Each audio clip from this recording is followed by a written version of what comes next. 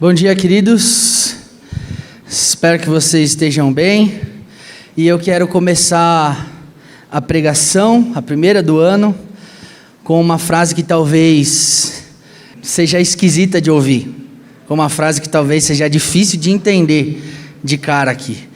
Mas a frase é justamente o tema da nossa pregação. E a frase é a seguinte: 2026, o ano em que Deus não vai nos poupar. Difícil, né? Mas é isso mesmo. 2026 é o ano em que Deus não vai nos poupar. Certamente todo começo de ano tem, digamos assim, um cheiro de esperança. As pessoas acabam mudando de calendário. Até esses dias eu estava falando com a Paula.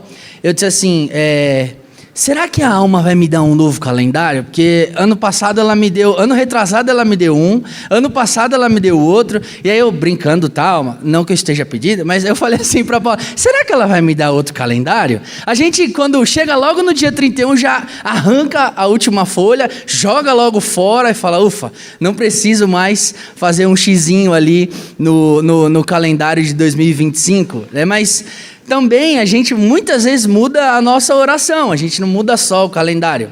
A gente talvez muda a meta, não sei, talvez você tenha novas metas aí.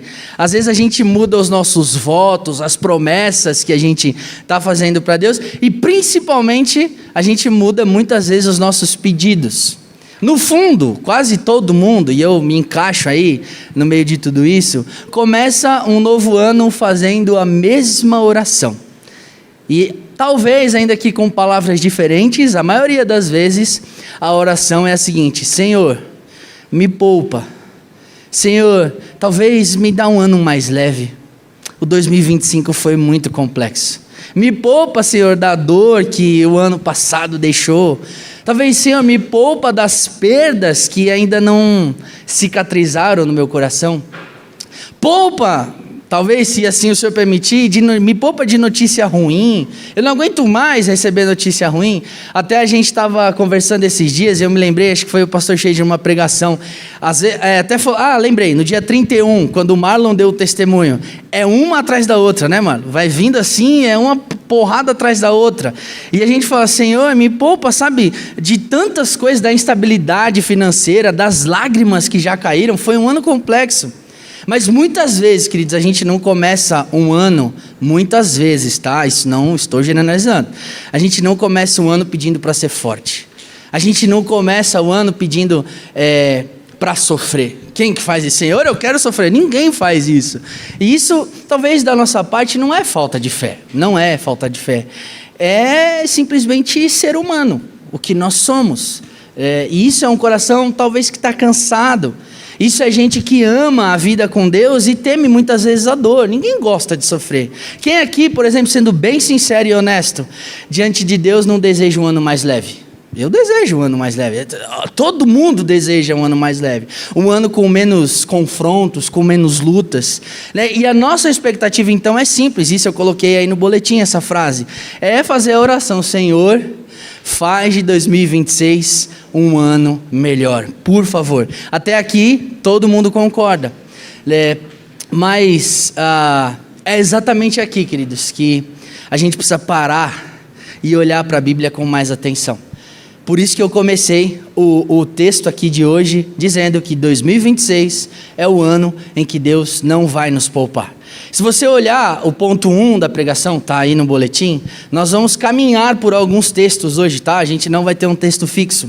Ele diz o seguinte, o ponto 1, a ilusão de uma fé que nos protege de tudo. Se você quiser acompanhar aí no boletim, está escrito. Queridos, existe uma ideia silenciosa, muitas vezes, que se infiltra facilmente no coração do crente.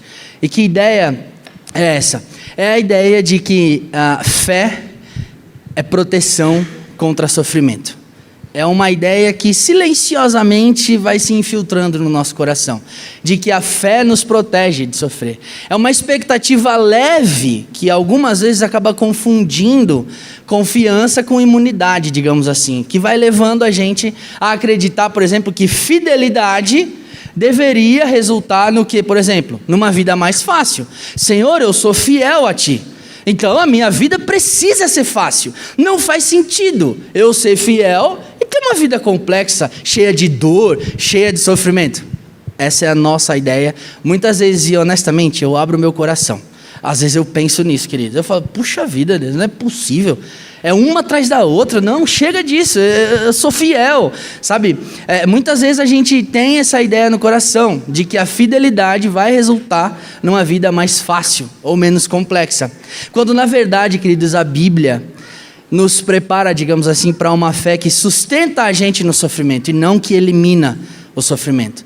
A gente não fala isso em voz alta, muitas vezes, mas a gente acaba pensando. Por exemplo, com Deus, isso aqui não devia estar acontecendo. Ou, eu estou orando, então, isso aqui não vai doer tanto. Ou, ainda mais, outra frase, se eu estou fazendo a coisa certa, o caminho devia ser mais fácil. Essa lógica muitas vezes é sedutora, queridos, muito sedutora, porque ela parece justa pra gente, né? Mas ela, infelizmente, muitas vezes, e é com muito amor eu vou dizer aqui, não é bíblica. Muitas vezes não é bíblica. Porque a Bíblia está cheia de homens e mulheres que amavam a Deus profundamente, mas ainda assim não foram poupados. Não foram. Por exemplo, José, lembra? Lá em Gênesis, o homem clássico, preciosíssimo, que a gente tanto gosta de usar exemplos, ele foi fiel a Deus em todas as coisas que ele pôde. Mas foi traído diversas vezes. Os irmãos jogaram no buraco, depois venderam. Quando chega na casa de Potifar, fazendo tudo de acordo com o que ele tinha aprendido, a esposa de Potifar ataca ele lá, dizendo que ele quis fazer coisas com ela. Por exemplo, diversas vezes traído. Davi, por exemplo, é ungido por Deus e colocado por ele como rei, mas é perseguido por pessoas que ele menos esperava. De repente, um filho de Davi começa a perseguir ele. Você fala, meu Deus, não é possível. Já pensou uma coisinha daquele tamanho ali, o João Paulo, que não tem nem idade para aguentar um chute, cresce e de repente vira um homem e começa a perseguir o pai? Não é possível um negócio desse. Ou, por exemplo, Jeremias é chamado por Deus como profeta, mas rejeitado pelo povo que não quis ouvir a sua mensagem. Então, queridos, o problema não é sofrer. O problema é a gente achar que o sofrimento significa a ausência de Deus. Não é isso. Então, quando a gente confunde fé com proteção, a gente acaba criando uma espiritualidade fraca. A gente acaba entendendo que as coisas deveriam ser de um jeito, mas na verdade elas não vão ser. Porque no dia em que a dor chega, e ela chega, nós sabemos que ela chega, a fé entra em crise, ela começa a entrar em colapso. E Jesus em João, abram comigo aí, João capítulo 16, eu diria que esse é o texto em que a nossa pregação estará toda baseada, diz coisas preciosíssimas. João capítulo 16, versículo 33, são palavras riquíssimas de Jesus.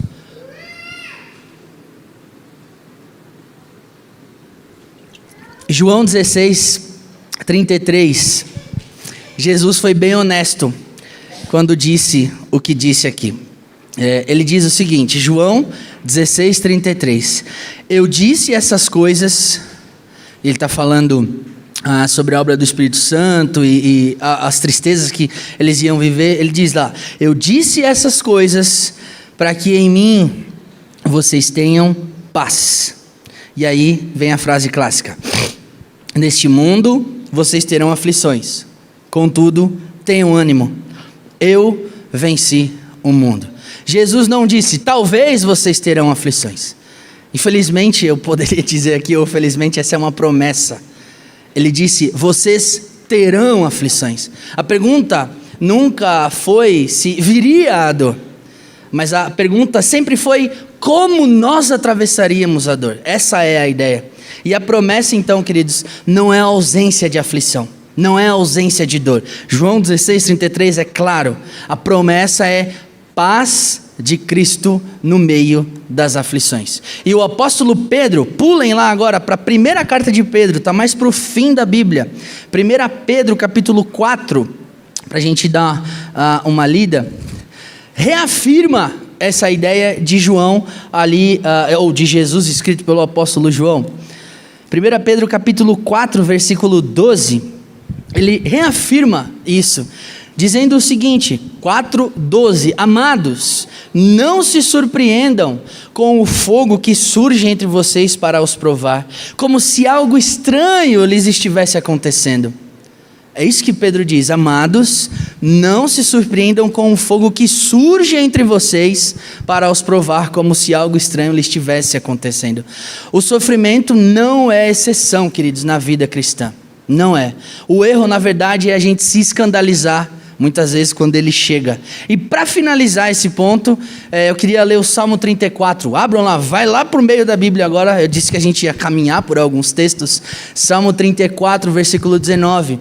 Nós vamos ver aqui o salmista ainda declarando algumas coisas bem preciosas.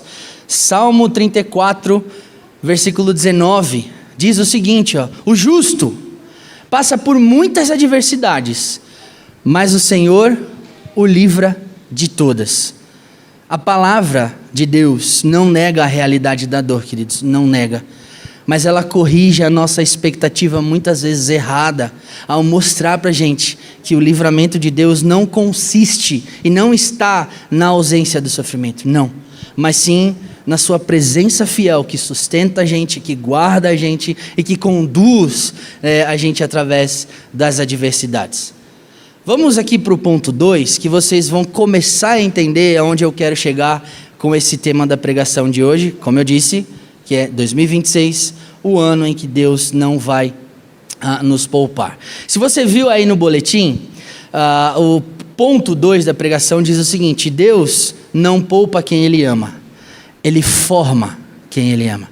Existe uma grande diferença e vocês vão entender em nome de Jesus. Qualquer coisa a gente pode conversar um pouco mais depois da pregação. E aqui para a gente está uma das verdades, digamos assim, mais difíceis e mais libertadoras da fé cristã, que é o que? Deus não poupa quem Ele prepara. Não poupa, nem um pouco. Pulem lá em Hebreus capítulo 12. Esse é um texto que eu e a Paula a gente ama muito, ela até decorou. É um texto muito legal. Hebreus capítulo 12, verso 10 e 11. Hebreus 12, 10 e 11. O autor de Hebreus... a gente até, não sei se vocês vão lembrar, é só uma brincadeira aqui, a gente fez uma série em Hebreus, e eu não lembro quem foi que disse aqui, se foi o pastor Sheik, o pastor Klaus, que acha que quem escreveu o livro de Hebreus foi uma mulher, porque ele é muito repetitivo, toda hora está repetindo a mesma coisa. No meu caso, não tenho uma esposa repetitiva, é o esposo que é repetitivo, mas Hebreus 12, a partir do versículo 10 e 11, diz o seguinte: os nossos pais nos disciplinavam por curto período, segundo lhes parecia melhor. Quem aqui não lembra de uma disciplina que recebeu do pai? Todo mundo lembra. Mas Deus nos disciplina para o nosso bem, para que participemos da sua santidade. E é o versículo 11, maravilhoso. Nenhuma disciplina parece ser motivo de alegria no momento, mas sim de tristeza. Mais tarde, porém, produz fruto de justiça e paz para aqueles que por ela foram exercitados. Nós vimos aqui então que o texto diz que o Senhor disciplina aqueles a quem Ele ama e não a quem Ele poupa simplesmente. Não como um juiz irado, não é isso, mas como um pai comprometido. Se Deus então só nos poupasse, eu vou poupar, eu não vou fazer nada, digamos assim, Ele ia nos manter confortáveis, assim eu poderia dizer, mas talvez nós continuaríamos ou seríamos pessoas imaturas. Talvez se Deus nos poupasse simplesmente e tão somente, nós seríamos pessoas protegidas, como muitas vezes nós protegemos os nossos filhos, mas talvez, e é bem provável, que seríamos pessoas rasas, que nunca nos aprofundaríamos em sua palavra. A formação, então, quase sempre passa, digamos assim, por lugares que muitas vezes a gente evitaria. Muitas vezes. Se nós pudéssemos, obviamente, nós evitaríamos muitos lugares. Mas nenhum músculo, agora eu vou dizer para os musculentos da academia, né, Werner? Nenhum músculo cresce sem resistência. Você precisa quebrar o músculo para ele crescer.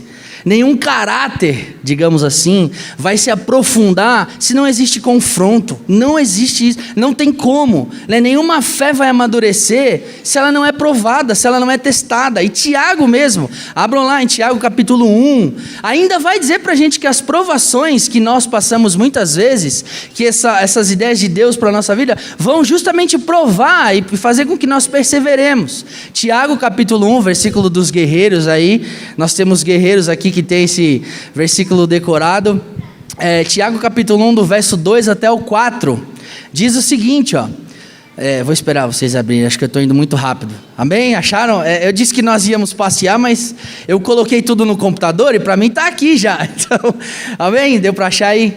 Tiago capítulo 1, do verso 2 em diante, diz assim, ó: meus irmãos, considerem motivo de grande alegria o fato de passarem por diversas provações. Olha que legal. Podia ter escrito diferente, né? Pois vocês sabem que a prova da sua fé produz perseverança. E a perseverança deve ter ação completa, a fim de que vocês sejam maduros e íntegros, o texto diz. E ele ainda conclui, diz, sem lhes faltar coisa alguma.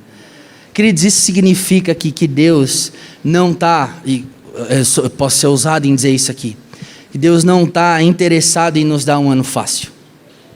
É com ousadia que eu estou dizendo isso, eu sei. Mas Deus, eu acredito, pela palavra de Deus, Ele está interessado em nos tornar parecidos com Cristo no ano de 2026. E isso muda tudo.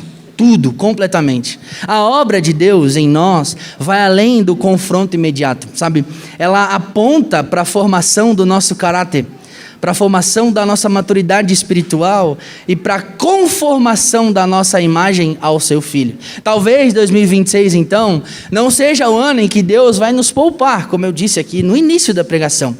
Talvez o ano de 2026 será o ano em que Deus vai nos lapidar. É diferente, não porque Ele seja cruel ou indiferente à nossa dor, não é isso, mas porque Ele é intencional, porque Ele é comprometido com um propósito eterno que ultrapassa o hoje e vai alcançar aquilo que Ele deseja formar na nossa vida.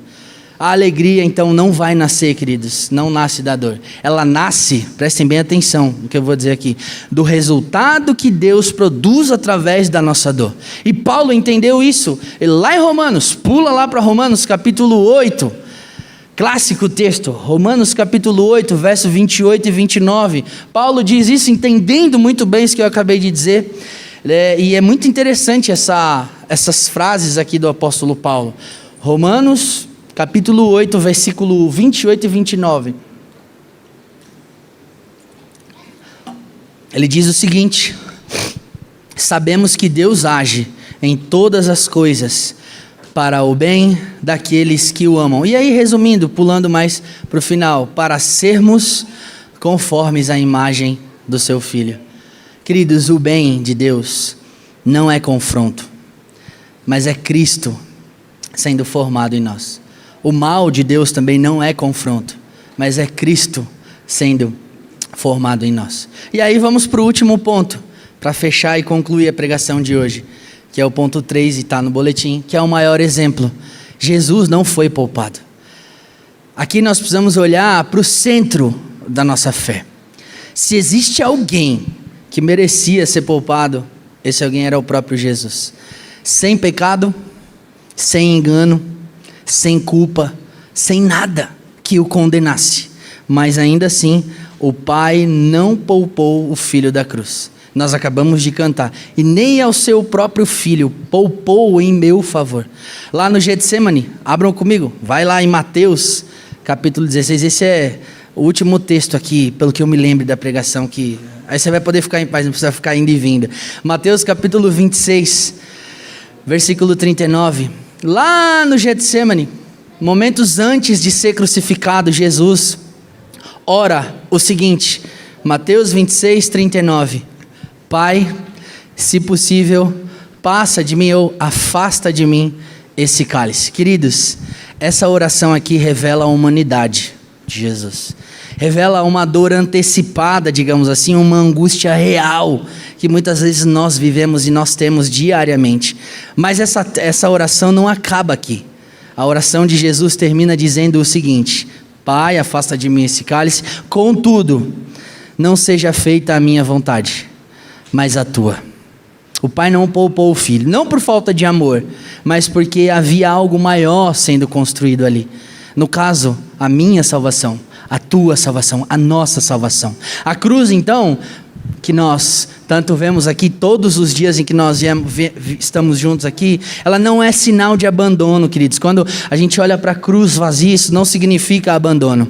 A cruz, desse jeito que nós cremos e vemos, é sinal de propósito eterno sendo cumprido. E ela pode ensinar algo muito precioso que a gente não pode esquecer. O que é esse algo precioso que isso tudo pode ensinar para nós? É que Deus não desperdiça dor quando existe redenção envolvida. Porque aquilo que para nós, tá, parece apenas sofrimento, nas mãos de Deus se transforma em instrumento de graça, em instrumento de reconciliação, de vida para muitos. Quantas não foram as vezes, queridos, que nós estávamos passando por tribulações e uma vida complexa e de repente a gente chegou no barquinho calmo. E daí a gente olhou para trás no espelho e falou: caramba, é verdade. Tudo aquilo que eu vivi serviu justamente para instrumento de graça na minha vida, para que hoje eu pudesse viver muito melhor daquele tempo em que eu vivia. Se Jesus, por exemplo, tivesse sido poupado, nós estaríamos perdidos. Essa é a verdade. Essa é a grande verdade. Se ele tivesse sido livrado do sofrimento, certamente hoje nós não teríamos esperança nenhuma.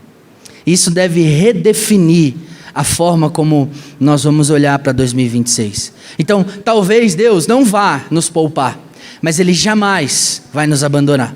Porque a cruz ensina para a gente que nas mãos de Deus, até a dor mais profunda pode servir como propósito de salvação.